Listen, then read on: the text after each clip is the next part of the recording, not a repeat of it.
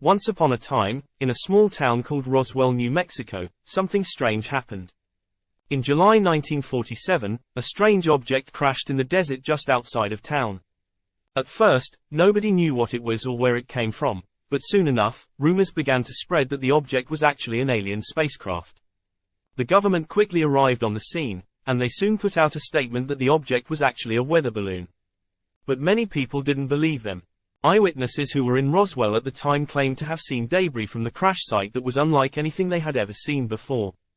One of these eyewitnesses was a man named Bob. Bob was a local farmer who lived just outside of town. He was outside in his fields when he saw a bright light in the sky. At first, he thought it was just a shooting star, but then he saw the object crash in the desert not too far from his farm. Bob was curious, so he decided to check it out. When he arrived at the crash site, he saw a strange metallic object that was about 30 feet wide and 10 feet tall. The object was covered in strange symbols and markings that Bob had never seen before. As he was examining the object, Bob heard a faint noise coming from inside.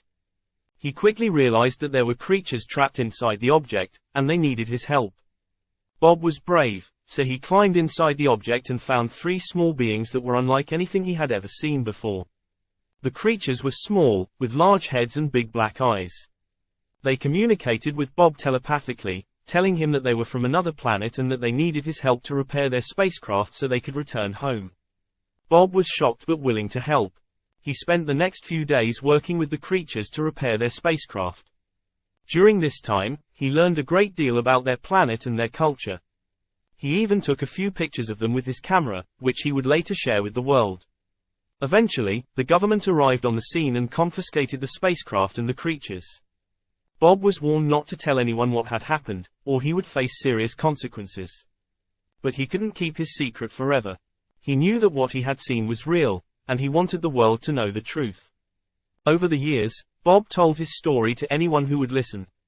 He even shared his pictures with the media, which only added fuel to the fire of the conspiracy theory.